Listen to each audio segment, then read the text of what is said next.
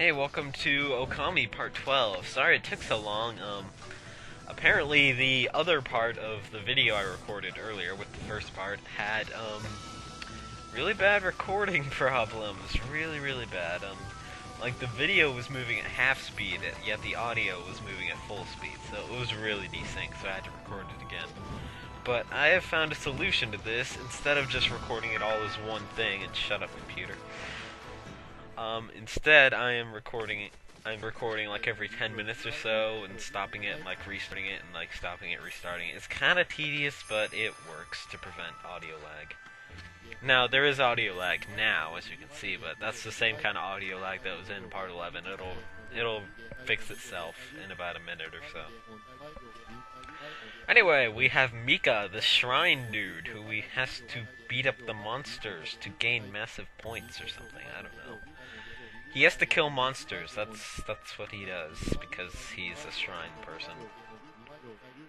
Except he doesn't look like he has the capacity to kill anything. He looks kind of like a janitor. Is that a mop? It looks almost like a mop. No, be cursed if I say it, Lord Voldemort. Why are you so afraid to say that name? It is guarded by Tao Master Waka. Waka Waka. Pac-Man. Tao Master Pac-Man. I would play that game, Tao Master Pac-Man. That would be the greatest game of the 21st century. I swear.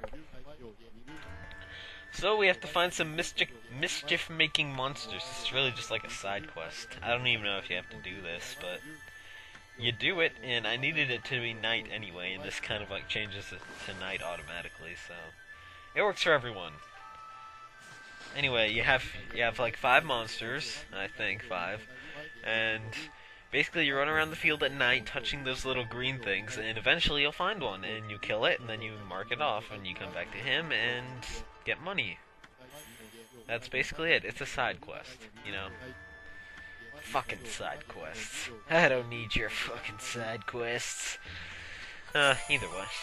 You obtained Mika's monster notebook. Monsters, real monsters. Hey, this is a sweet job for us, Amy. I hate all the text in this game. I'm not even gonna try to read it, but it's there. And I hope that's fast enough. If it's not fast enough for any of you, just like let me know and I'll try to slow it down a bit.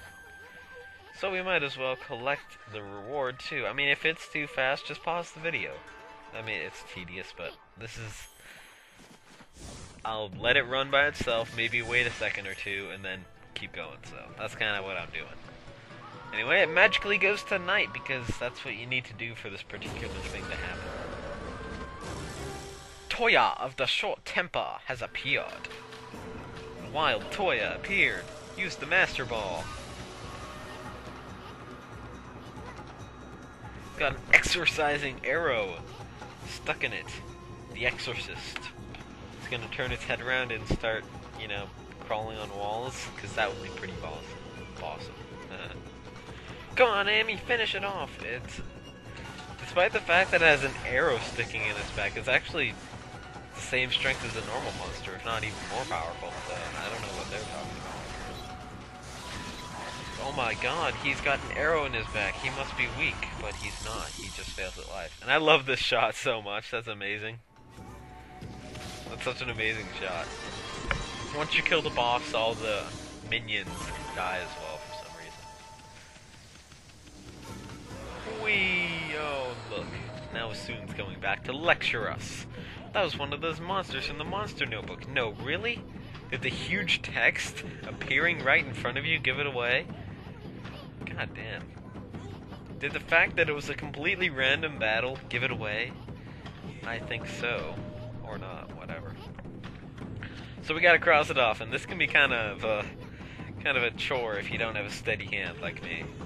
I don't have a steady hand, as you will soon see. So watch my hilarity. That's not a straight line at all. I am trembling with fear. That thing was badass. Oh god, no, fail at life. Blah blah blah. Give me it. It won't let me do it. Why does this game suck so much?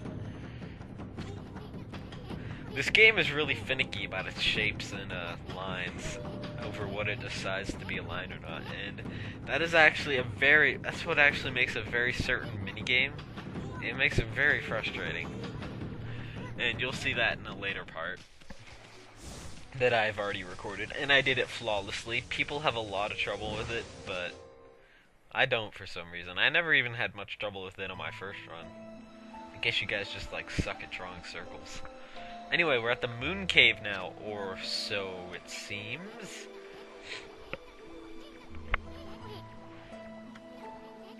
So where the heck is the moon cave? This text is kind of weird because, like, you'd think he'd assume that was the moon cave.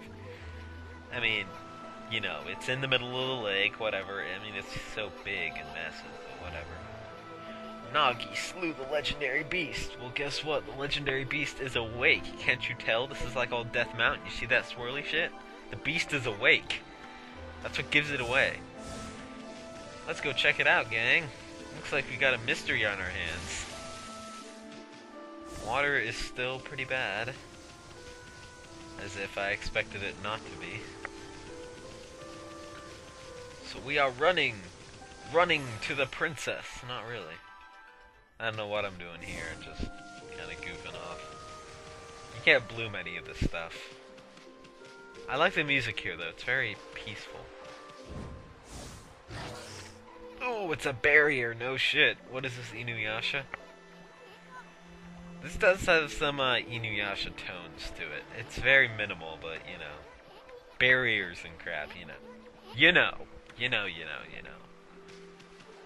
I'm not gonna make any Inuyasha references, I swear.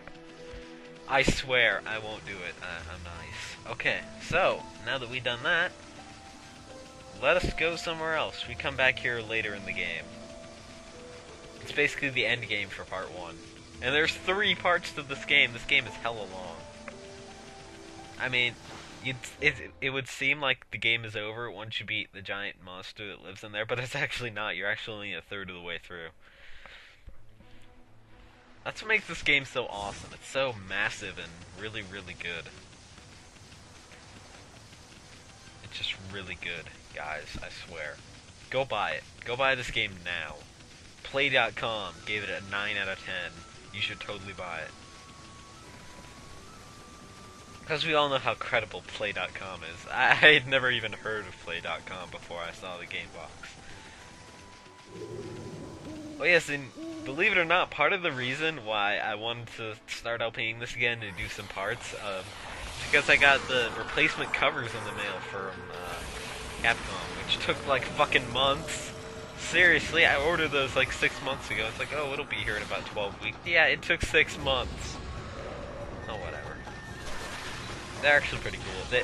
They actually did, instead of the one you chose, they sent you all 3 of them, which was pretty awesome. So I wouldn't have to like really choose. I chose the green one because that is awesome. And it has Waka in it. Waka Waka Tao Master. Haha. You'll be seeing him later in the game. Oh my god, Kamikaze! He's a suicide bomber! Alright, yeah, whatever. That's kind of their thing. Once you knock them to the ground, they just kind of latch onto you and try to kill you. Yay, Bloom! So, we visit the fireworks house in the next part, because I am going to cut it off here. This has been Zephrion, and this has been Okami Wii, and this has been part 12 of Okami Wii, and this has been the place where we go to the moon cave and the thing. Catch you guys later in part 13. See ya.